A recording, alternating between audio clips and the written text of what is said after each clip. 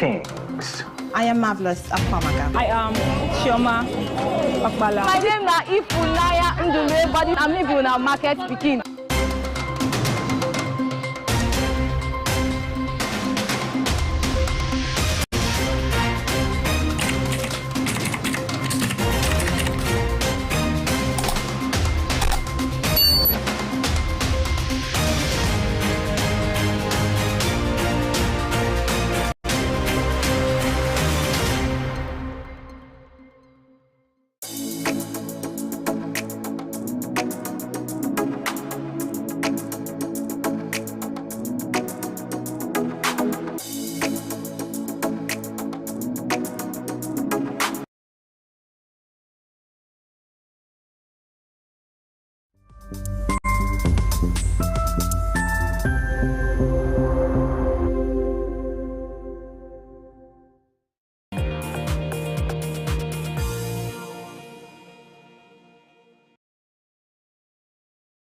You're welcome back, and I am Ubong Kings. It's still the Afia Business Morning, and you're watching Opening Bell right here on Afia TV. It's time to check in on commodity prices. So we start off with precious metals, and well, interestingly, it's upward movement for gold today, and almost all precious metals on the chart this morning, except of course for palladium, which is down at 0.21%. However, gold, silver, platinum, all up at 0.64%, 0.50%, and 0.66% respectively. Moving on, let's take a look at activities as far as energy is concerned. What commodities are up, which commodities are, as a matter of fact, we have most of the commodities down this morning, except for natural gas and oil Brent, which are both up at 4.99% and 1.23% respectively. However, ethanol and coal are both down 0.3% and 1.41% respectively. Oil, Bonnet Line, Brass River, Quibble also down 2.84%, 1.64% and 1.64% respectively. Industrial metals is our next point of coal. Well, the reverse is the case here because we have more rises than dips in index values across board. Incidentally, lead, iron ore, and tin are all down at 0.88%, 1.64%, and 1.23% respectively. However, aluminum is up at 1.27%, copper is up at 2.25%, nickel is up at 1.87%, and also following the upward movement is tin, which is up at 1.03%. You're watching the Afia Business Morning. This indeed is the opening bell. You may want to follow the program, join in on the conversation on our dedicated Afia Business YouTube channel. Kindly tap in the search bar www.youtube.com/Afia Business. While you're there, do hit the like button. Remember, you should subscribe so you get notifications on all business-related content coming to you from Afia TV. Up next, we'll be taking a look at the hikes in prices of food commodities in the April market, as well as the hikes in fuel prices. And on that note, I'll see you on Monday on the opening bell when the exchanges reopen for trading. And just so you know, the Afia Business Morning will be right back with the segment Global Business. My name is Ubong Kings. Stay tuned.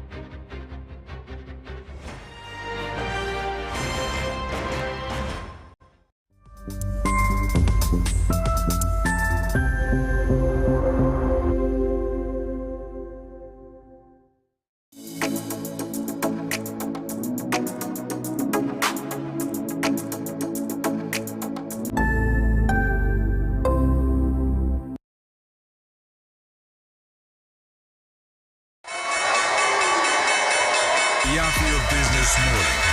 Join me every weekday on the Afia Business Morning as we bring to you a trilogy of business segments. The opening bell where we see activities from our selected stock exchanges. The global business where we bring you up to speed on business activities making the rounds all over the world. And we bring the conversation home on the segment Eastern Business Report as we discuss business activities and issues bedeviling businesses in the Southeast region. My name is Ubon Kings. Join the Afia Business Morning every weekday 10 a.m. to 12 noon. Exclusive to Afia TV on DSTV channel 254 and Go TV channel 17.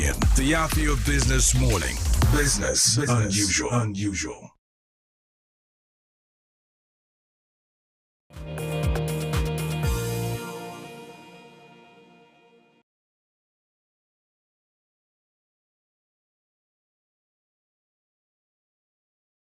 Thank you for rejoining me on the Afia Business Morning. Welcome to Global Business, and we'll be taking a look at business news stories around the continent of Africa and indeed the rest of the world. My name is Ubon Kings. Here are the headlines that we are tracking at the moment. We start off with this story right here from EU, where it's reported that the EU court is fining EU for breaching its own laws. Moving on to other headlines. Malaysia to become energy and chip making hub. And this other one, Getty Images merges with rival firm Shutterstock. We'll bring you details of this story and more right after this time out. Stay tuned.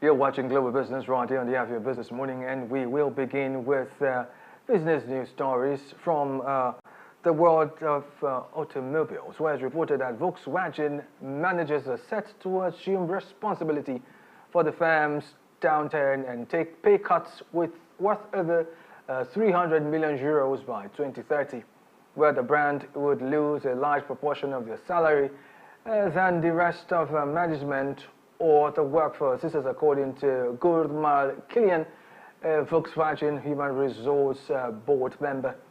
However, this news comes after Volkswagen reached a historic deal with unions in December, which would avoid plant closures in the near term. Meanwhile, the agreement outlines a cost-cutting plan which would allow 15 billion euros of savings annually in the medium term, which includes 1.5 billion euros of savings in labor costs, with staffing members set to be reduced by 35,000 in 2030. Now, this story, the first paragraph, was what literally jumped at me. The fact that Volkswagen managers are actually set to assume responsibility. Key point there. Assume responsibility for the firm's downturn and take pay cuts worth over about 300 million euros by 2030. Now, that's not all. Now, the board would also lose a large proportion of their salary than the rest. That's the part that I need to emphasize. The board is the one that will lose a large proportion of the salary compared to the rest of management or even the workforce. Now, does this sound like some form of restitution? Well, recall that in December last year, there was a rather historic, so to speak, historic deal with the unions, which translated to the assurance of the avoidance of plant closures in the near term.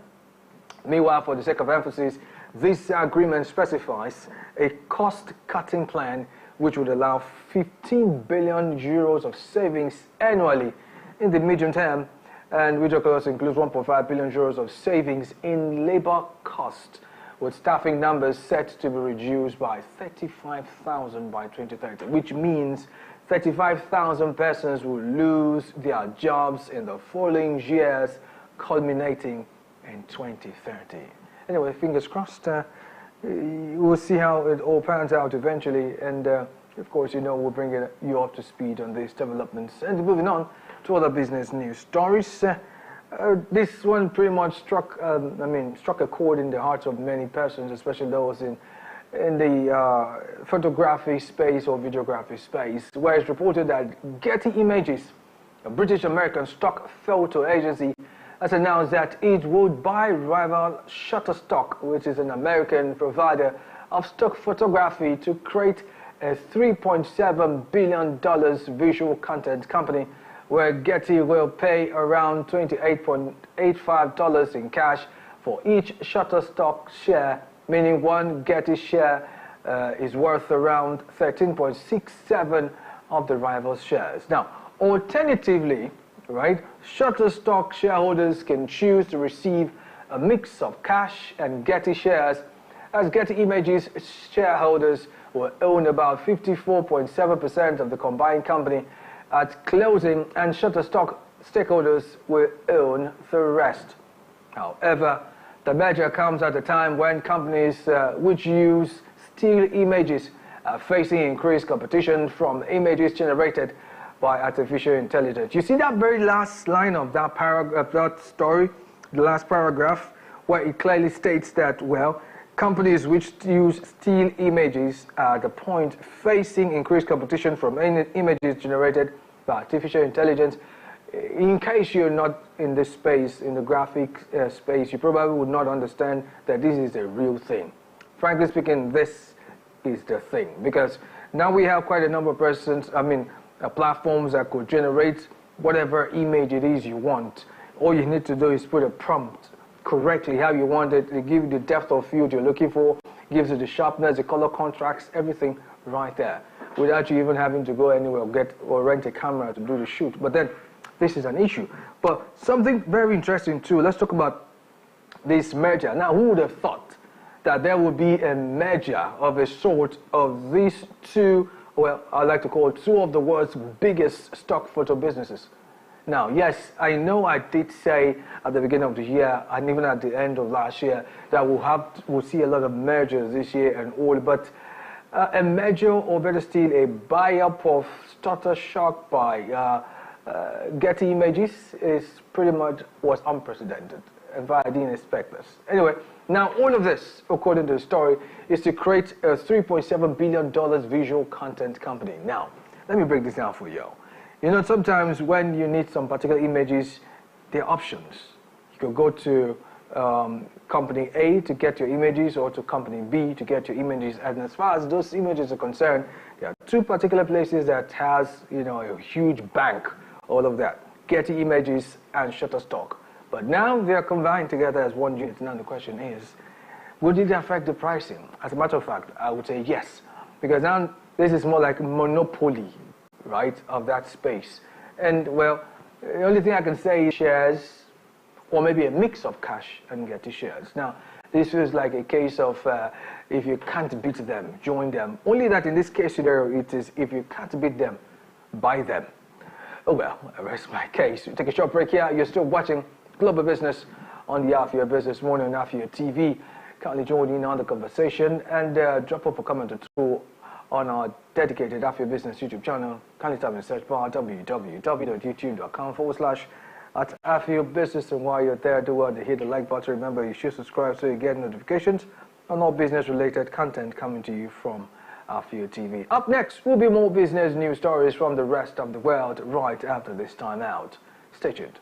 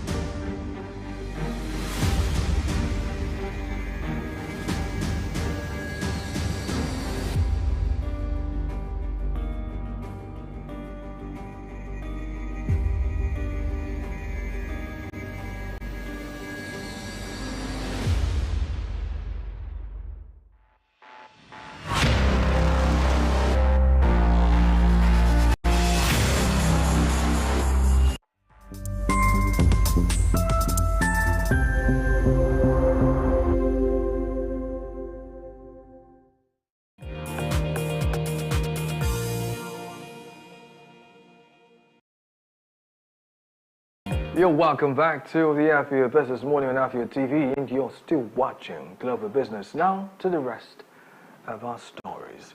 And this time we're moving on to business news stories from Europe, where it's reported that for the very first time, the European General Court has fined the European Commission for violating the EU's own data privacy rules, as the court stated that when the Commission transferred the German citizens' personal data to the US without appropriate protections, it violated data processing rules set by the bloc.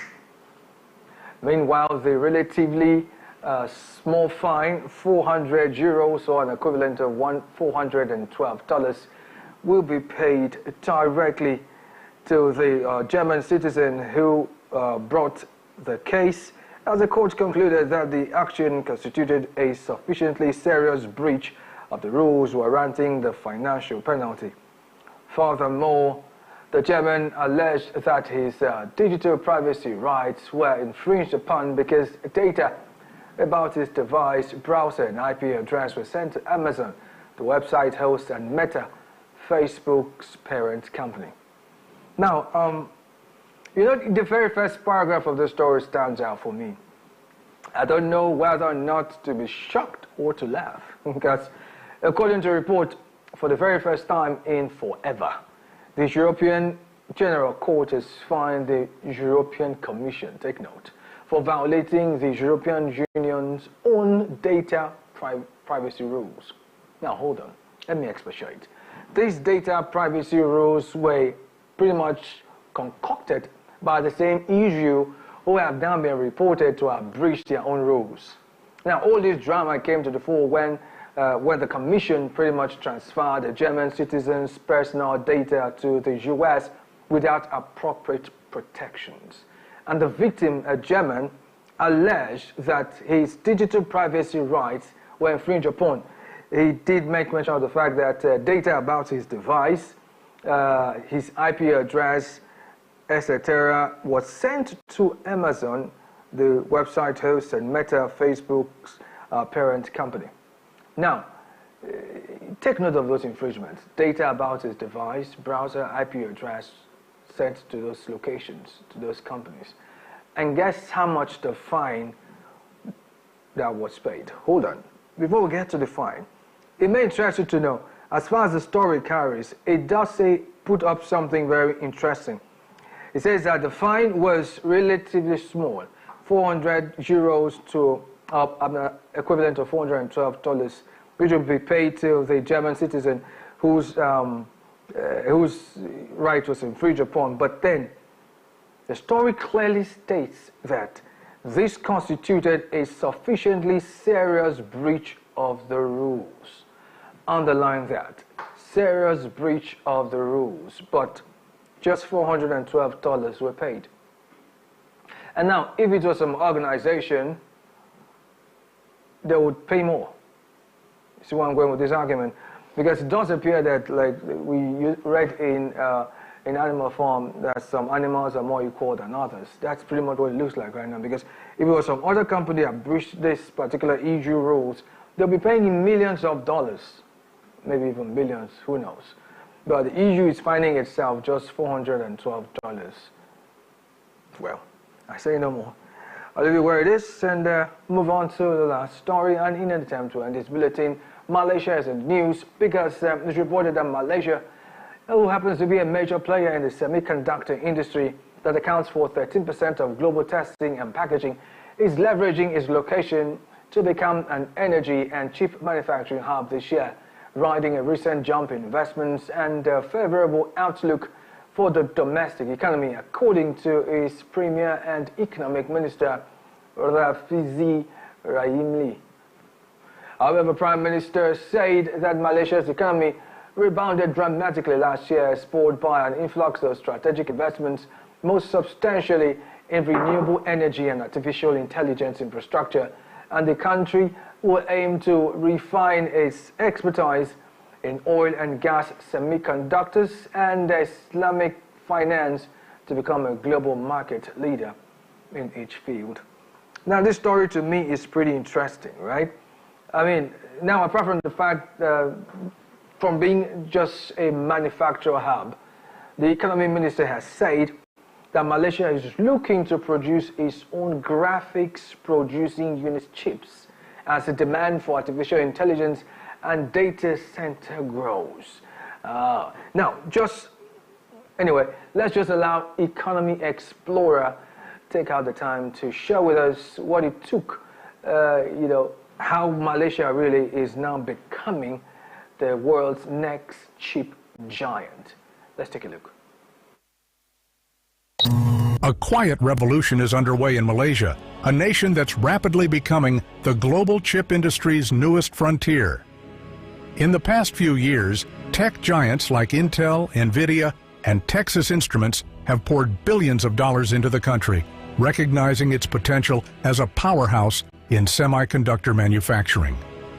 These aren't just routine investments, they signal Malaysia's rising significance in one of the world's most critical industries, as semiconductors form the backbone of everything from smartphones to electric vehicles.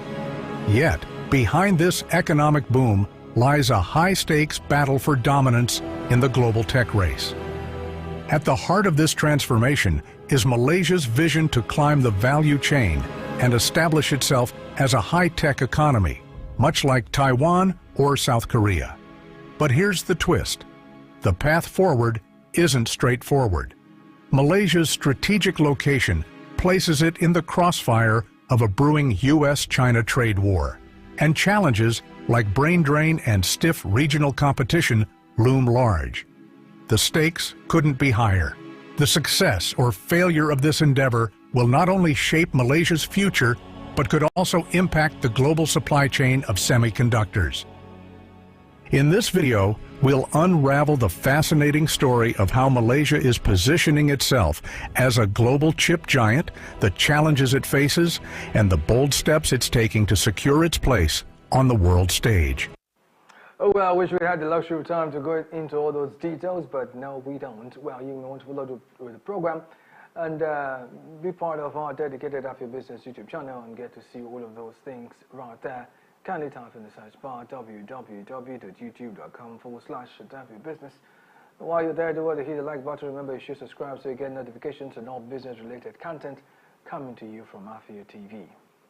You are still watching the Afia Business Morning live right here on Afia TV. Coming up next on the Eastern Business Report, we will be looking at conversations that I had, or rather we had, in the course of the week. The Afia Business Morning will be right back with the Eastern Business Report. My name is Ubong Kings. Stay tuned.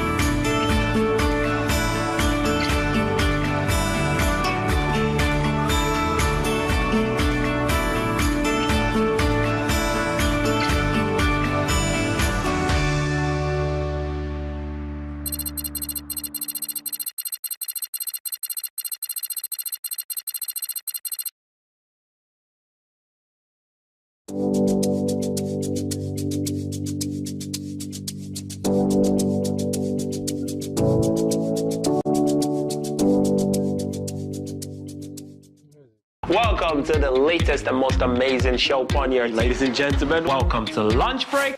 You don't sing along. I did single. For real. You're not a backup singer. That's what they do.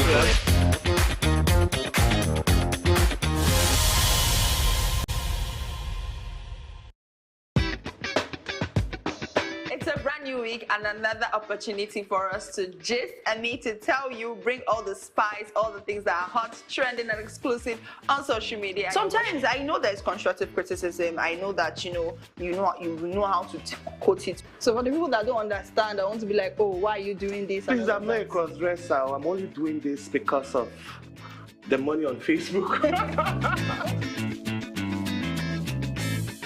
There are some people you need to just tell the truth brutally. Let it hurt them. Give it hot. Afia TV official, exclusive every weekday on Afia TV.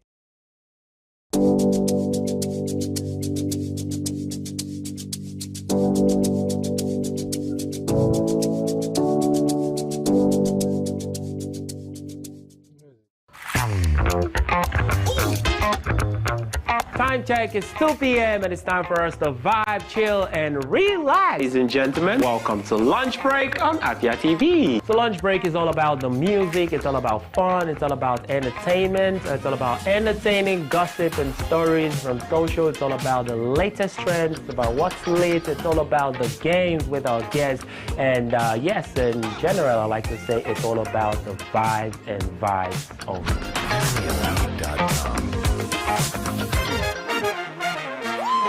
Welcome to Afia TV,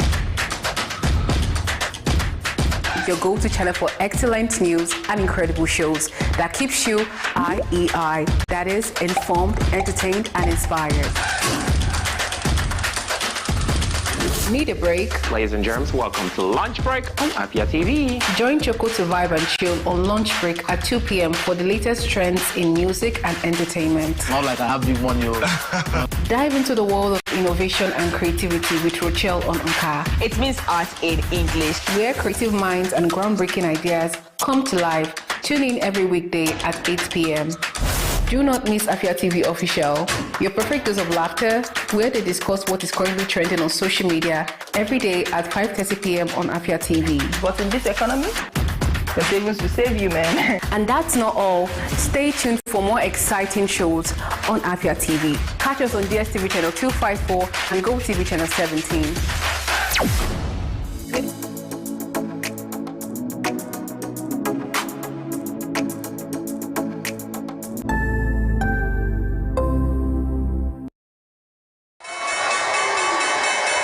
The Afia Business Morning.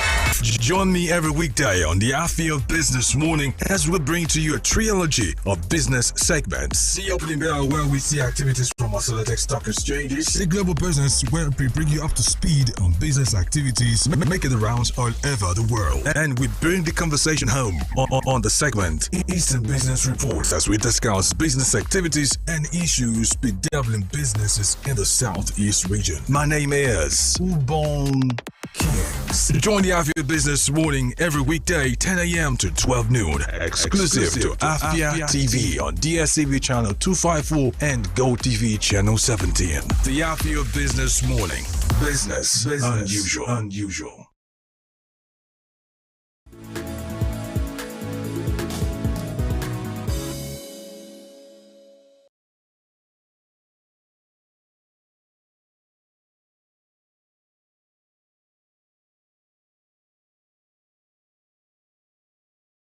Great to have you rejoin us on the Afia Business Morning. This indeed is the Eastern Business Report, which is designed to bring you up to speed on business activities and issues, and as well as policies affecting businesses and the economy of the Southeastern region of Nigeria. It comes right after Global Business on the Afia Business Morning. And on today's edition of the Eastern Business Report, we'll be looking at the week in retrospect, looking at conversations from the Afia Business Morning, from the issues majorly around the presidential visit to Enugu State, with emphasis on sustenance of the momentum to how security upgrade and road infrastructure, as well as the ICC Center, will contribute to boost the tourism potential of Enugu State and position the state as a latest investment destination.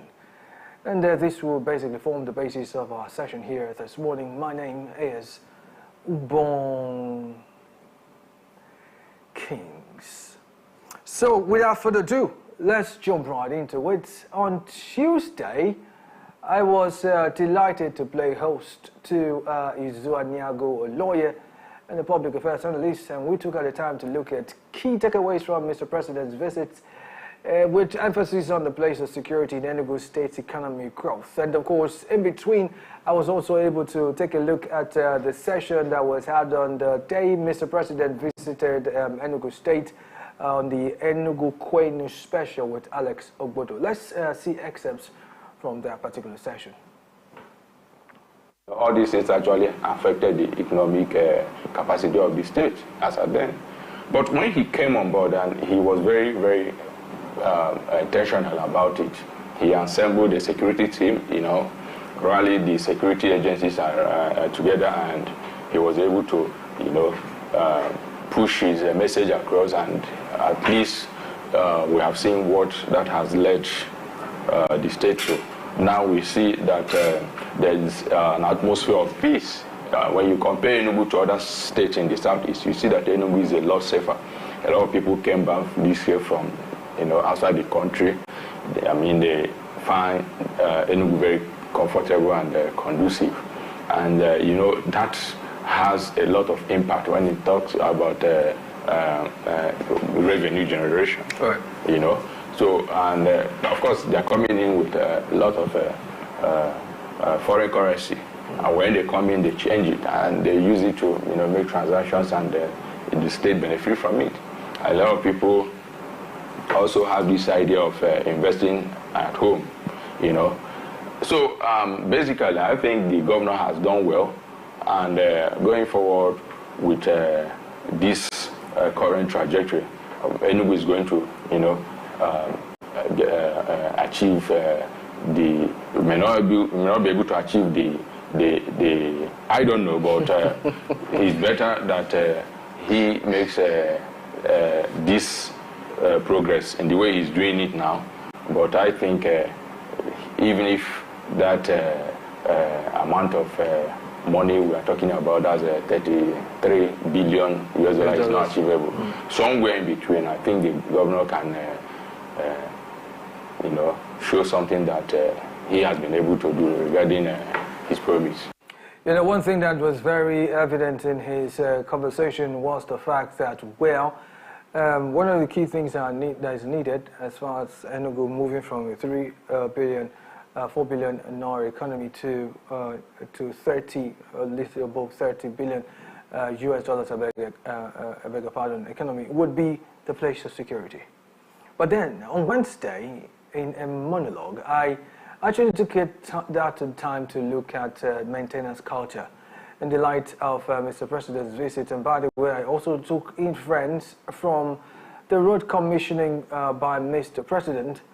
I coordinated the key takeaways from Mr. President's visit, roads maintenance, and Enugu's business climate. Let's take a look at that particular session.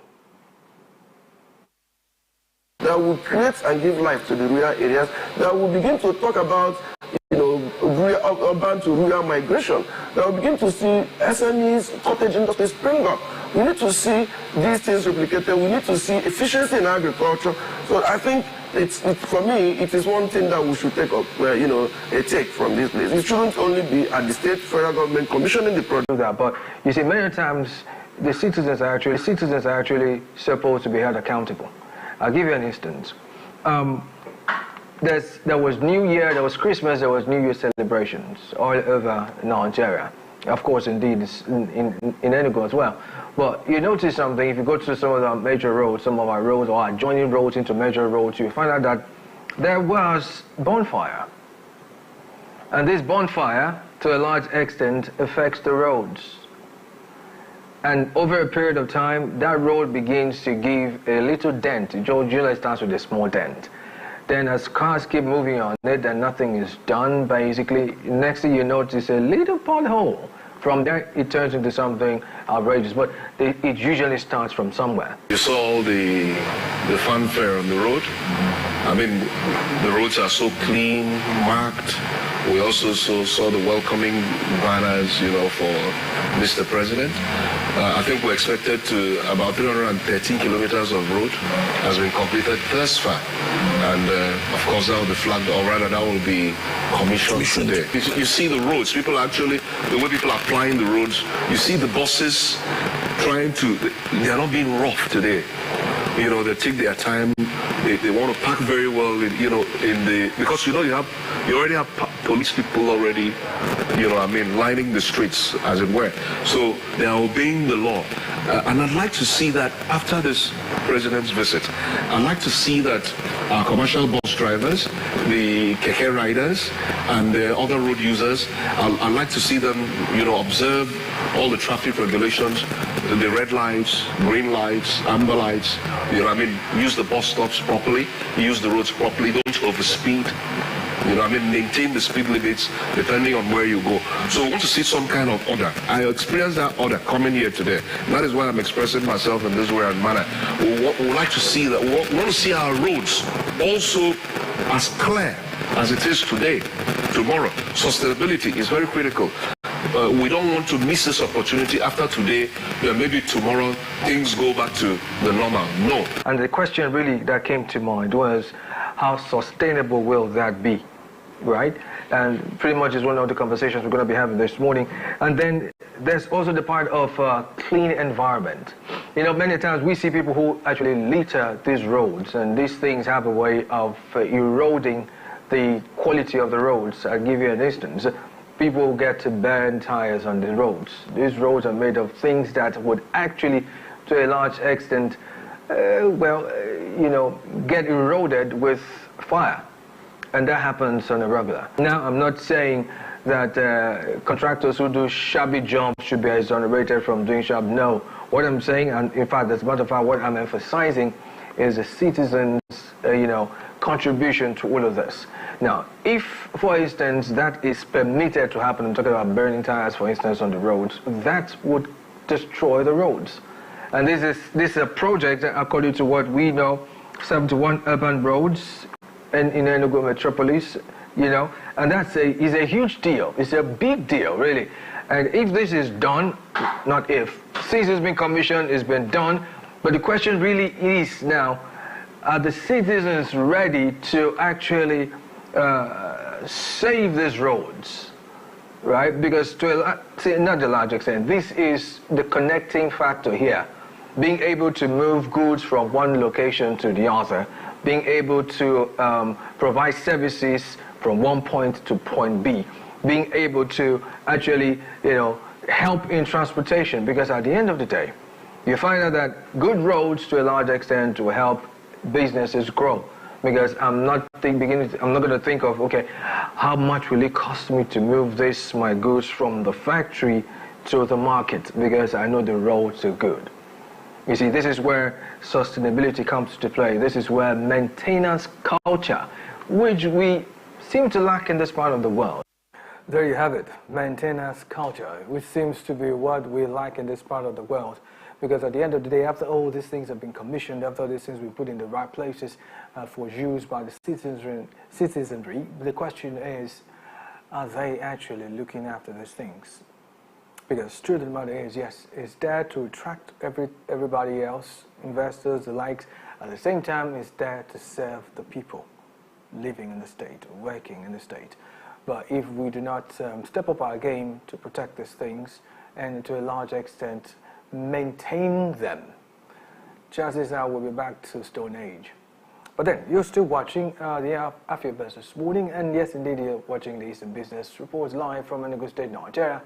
And we'll take a short break right here and right now. When we return, we'll be finding out the conversations we had in the later days of the week. I'm talking about yesterday, Thursday. After this time out, the Eastern Business Report returns. Stay tuned.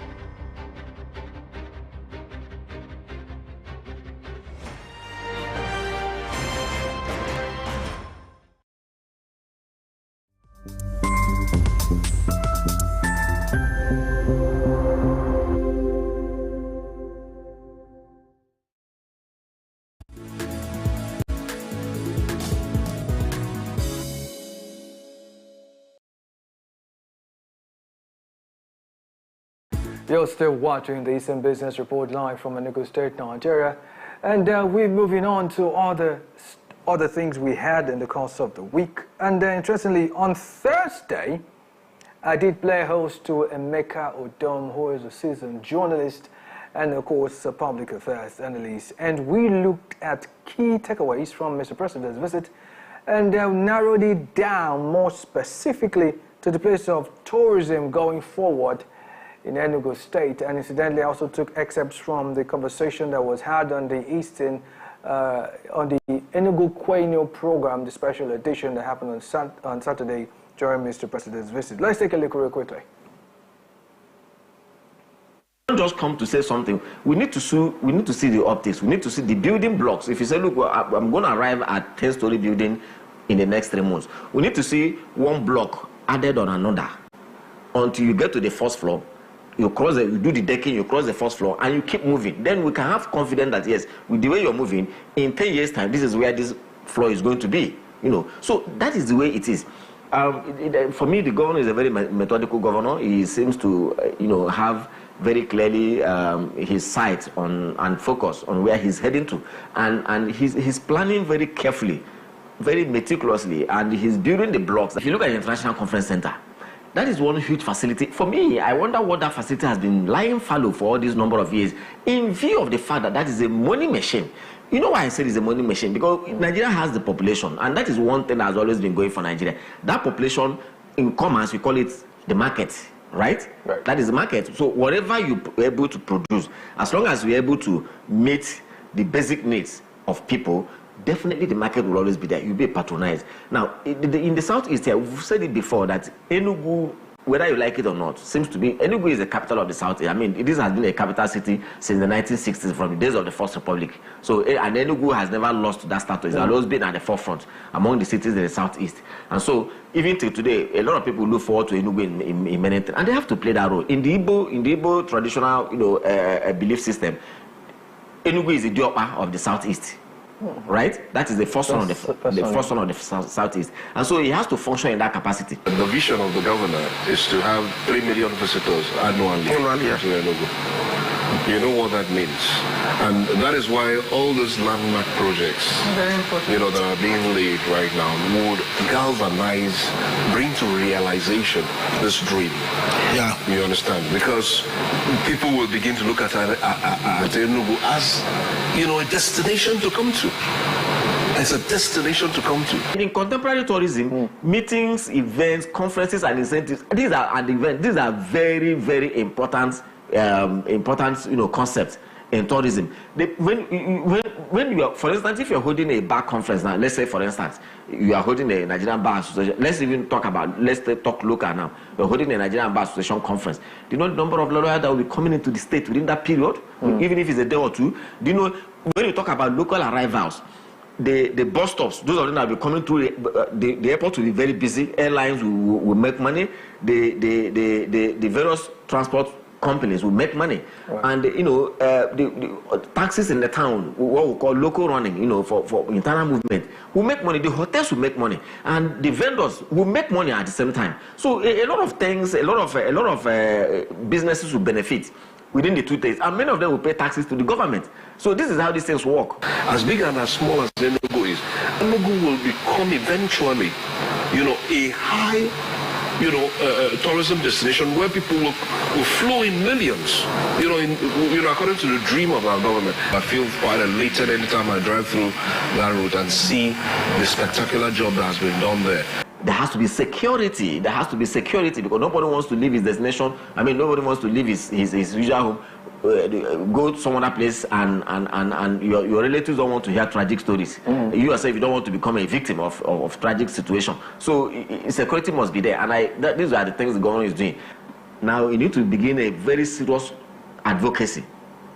Begin to prepare not only those who will come in direct contact with the tourists, in terms of those who are going to be working, the people that will be working, the professionals that will be working at all of these strategic locations, like for instance, the International Conference Center, you will need real professionals to work there, because the bulk of people that will be coming there, many of them may be visitors. And so, however you treat them, the way you talk to them, the way you answer them, the way you create impression about Enugu. And so you need to take time to train these people who will be there, and put real supervisors that will be able to monitor and know what and put things right when anything seems to be going wrong.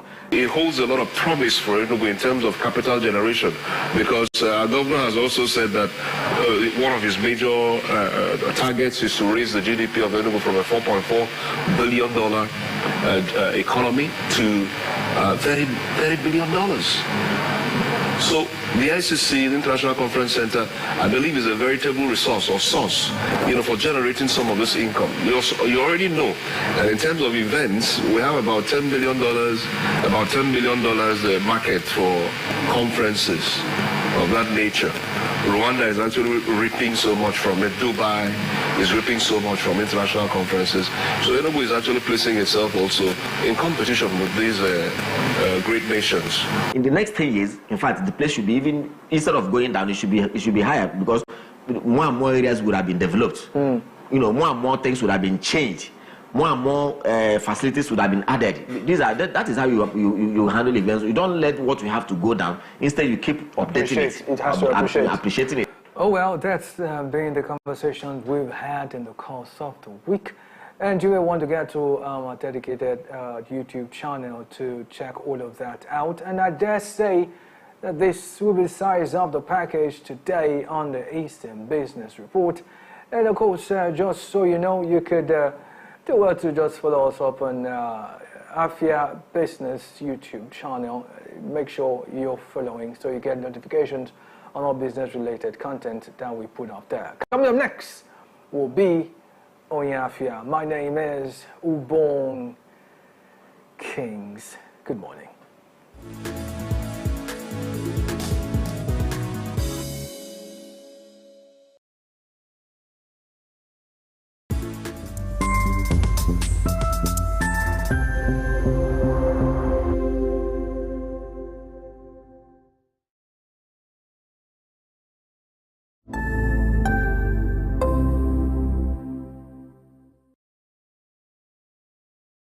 Good evening to you, viewer, and welcome to Women in Business, a show that profiles women, executives, and even the next door store owner, showcasing Igbo greatness to the world. I started always obsessed with books ever since I was a child. The stress of always converting naira to dollar and... An incompetent means an incompetent person.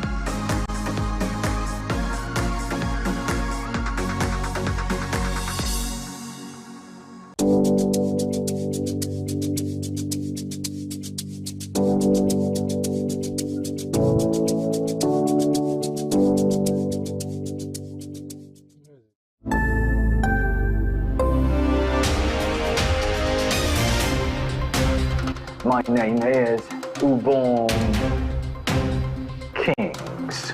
I am Marvelous Akwamaga. I am Chioma Okbala. My name is Ifulaya Ndule, but I'm living in market speaking.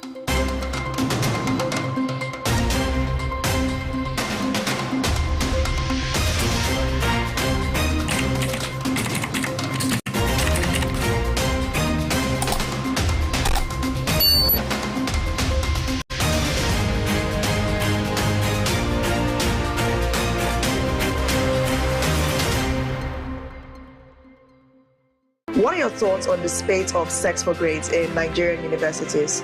This very issue of owing salary should be criminalized. How can they amplify their voices? People don't have evidence. You want to get to know about it? Have to stay tuned right here on Afia Morning Show to get the pulse and the feel of that.